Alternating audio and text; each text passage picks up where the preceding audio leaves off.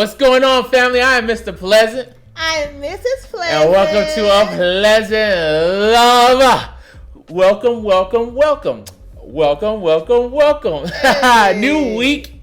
Not a new you, but a new chance to renew the living God. Because I get tired of that new week, new me, new year.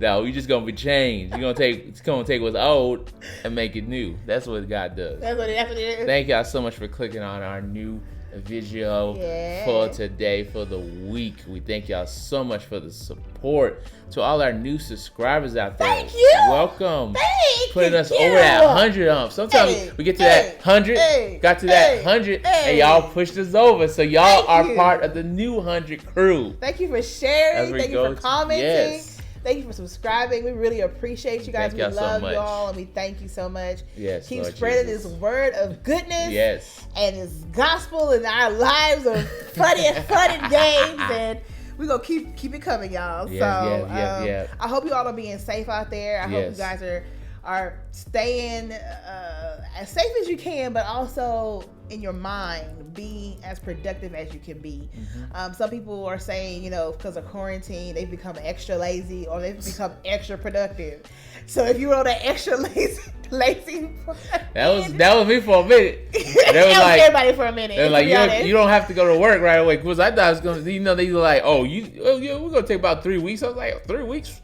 Man, when I get back in 3 weeks, then the school year turned into September 28th. It was like, oh, snap. That was a long spring break. How that happened? That was a very long spring break. But if you have been unproductive during the quarantine time, we would just pray with you that you become more productive in your spiritual walk with God, because before anything can happen, before you take a next step to do any goal, any routine, put God first in it, okay? So that you can have a clear mind, so that you can be able to focus on what is necessary so you complete your goals. So take that into consideration and do your best. Yes. Right? So today we'll be talking about William Pleasant. Well, do you want to give a little update before we start? Yeah. What you want to? I'm proud of my baby. I'm looking at her, looking all scrumptious. Okay, so we're gonna be vulnerable, and this is accountability too, because we're sharing with the world. Yes. Yes. So we're still on this vegan walk. Yes. It has been interesting. Okay, we've found so many interesting ways of eating different things, eating different vegetables, eating different lentils and beans. It's been a really fun exploration for me and William, and I think we've enjoyed it. Yes. Even though we miss, we do miss some things. Miss a lot of our stuff that we used to eat. Yes. Today was a real test. I had to cook food that had I'm proud of my baby. I'm proud of myself, but I'm definitely proud of my baby. I had to chop turkey. She chopped turkey. She chopped sausage with cheese in it. She put the beans and the pork and beans together. Then she had the yellow rice with the stuff, and we just watched them eat. We had our little. Don't be saying it was little, because it was bomb. It was bomb. I added some stuff to it. Don't do it. It was a bomb. She did good. She had an awesome alternative for us so that we didn't, fall short. Fall short. And we didn't eat cake, y'all. We didn't eat cake. Oh my God.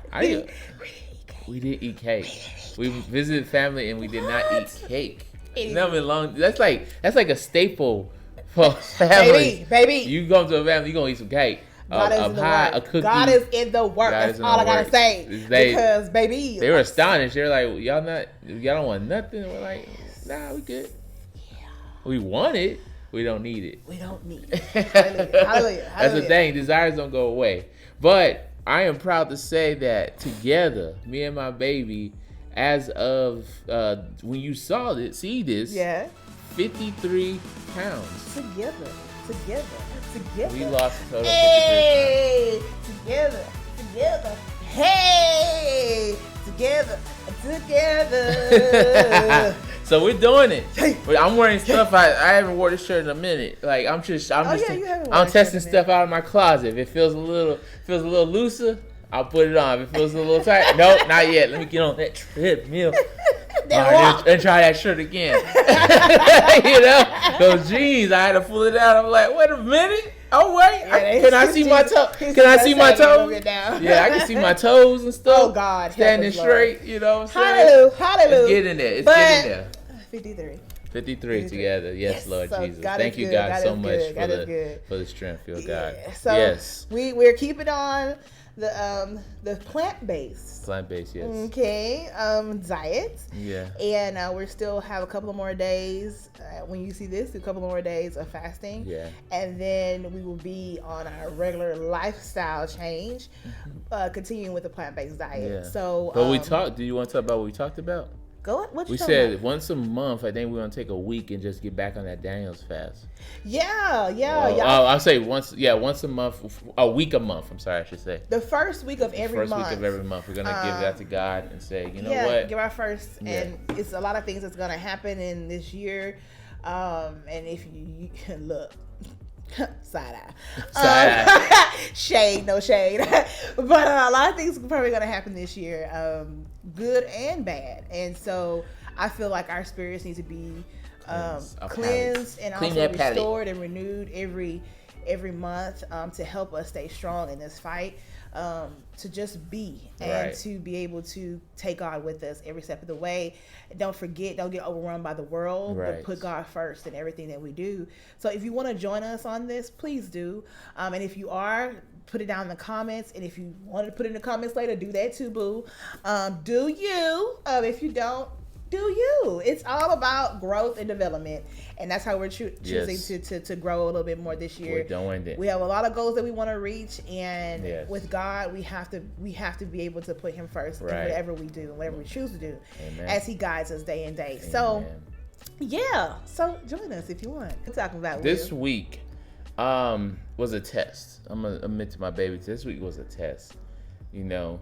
That I don't know. Because the first week you like, oh, that's God, I'm doing this, I'm making a lifestyle change. Second week, you see the results going. And then third week, you got that fourth week come, and that's what we just finished. The fourth week, your mindset. That's that fight. There's a fight that I want. That's the simplest way I could put it. That's that fight with your how I used to do things. Oh. Things came up, I ran to a video game, or I ran to a bar, or I ran, whatever. Everyone got to run to. Yeah. Then we had to realize that now I'm doing this Daniel's fast. Now I'm trying to, I'm trying to do right. I'm trying to give God first. During the fast, that's when you have to realize, like, God's my source. Yeah. God is really my source. Yeah. We say that as Christians all the time. Like, God is my source. He's my refuge. He's my foundation. But then in that daily life, when things go wrong or, not so right, we always, sometimes fall short. And I'll be the first one to admit that. We all fall short. Fall short. And I sit there and not do what I'm supposed to do. And that is stop, pray, and cast my fears and my anxieties on God. Yeah. And that's what happens to us during this week. I had to realize, like, hey, what I used to do, I can't do it anymore. There's like, man, like, this is a happy hour. Let me go over there with my friend. No, I don't have that. I can't do that. Or, let me go stop to a drive-through and pick out my sorrows. Can't do that. Can't get the Whataburger. Can't do that. No. So, and this was it. This is the week of, like, you know what? I'm called to do this. I'm called to change his lifestyle. I'm called to make sure that now my mindset is changed. That when those troubles come, when anxieties comes, I gotta stop. And put my fear on God. My main source. Yes, and that's what we were talking about today. Just how sometimes you gotta, those old habits, those whole old methods of getting through things have to change.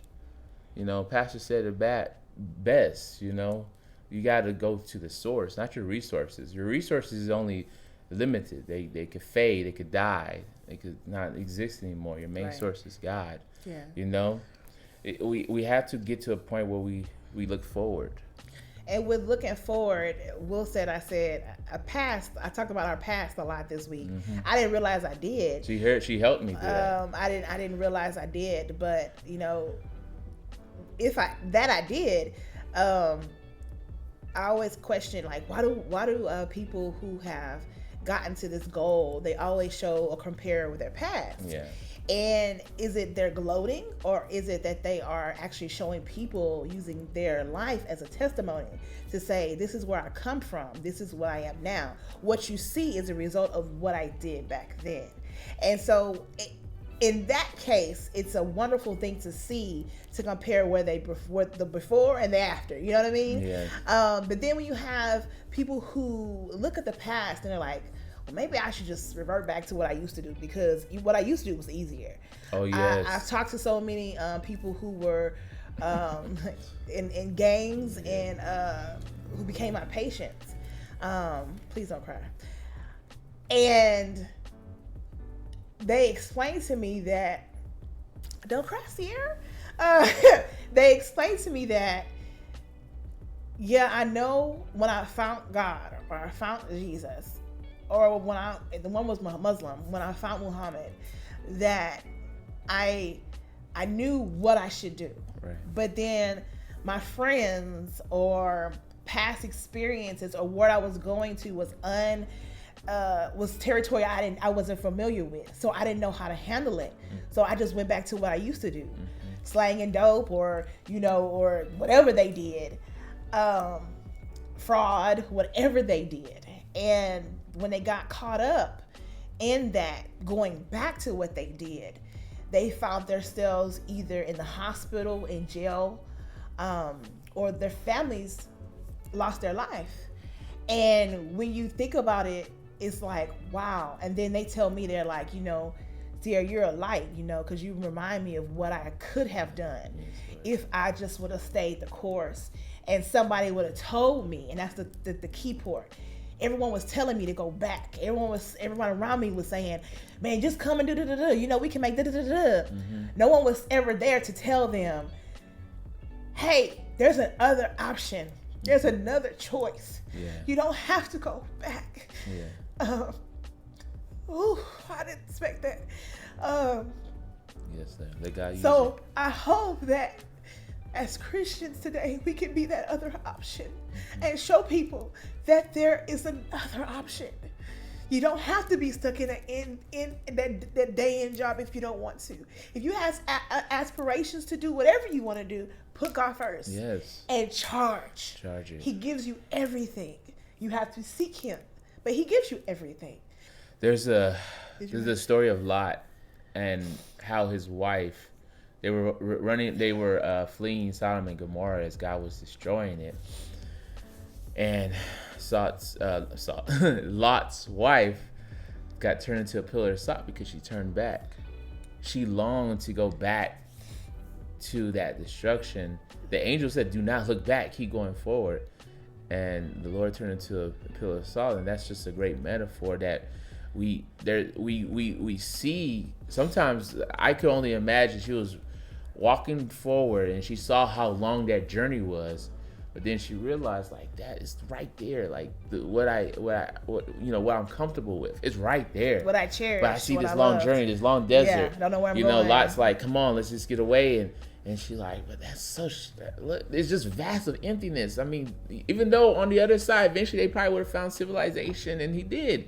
Lot eventually found that, but it's right there, and we do that all the time. It's just like we know the steps to get out of it, and just like my baby was saying, you might not know, but you don't have the courage or the knowledge to know to go seek to find how to continue on the journey of restoring or renewing your life. And as Christians, we're supposed to be that pillar. We're supposed to be that anchor for people to be able to hold on to and say, let's keep striving. Let's keep going. Isaiah 43:18-19. Forget what happened long ago. Yes. Don't think about the past. I am creating something new. There it is. Do you see it? I have put roads in deserts, streams in thirsty lands. Wow. That's awesome because it's there. He's like, I have what you need. You just gotta trust me and look forward. We also thinking about when Moses freed. Oh yeah. The slaves. I was like, what? And he's so long, the long nights and journeys. They even got to the Red Sea and was like, yo, what are you doing, Moses? Like, even though I was a slave, like, we had to face the Red Sea. Yeah. And it's like, even after God is part of the Red Sea, they were still complaining because we just get so comfortable. And that was me this week. Even though God, won, he won. Hey. He won. Hey. I did not revert back. I didn't stop at that bar. I didn't stop and put a wings or put a brick in front of Sierra and I trusted her. There might be moments where I had to still be quiet, but I didn't close her off. The old William would have closed her off. Like, I'm trying to handle this by myself, leave me alone. But no, we sat there and we talked. Like I always say, talk. We open it. Yeah. And thank you, God, for the pressure and the push. Yeah. And one thing we have to also remember is that even though we have to forget about our past, we also have to make sure we reconcile. Like this week, I had to forgive myself. I had to forgive old Will and say, you know what?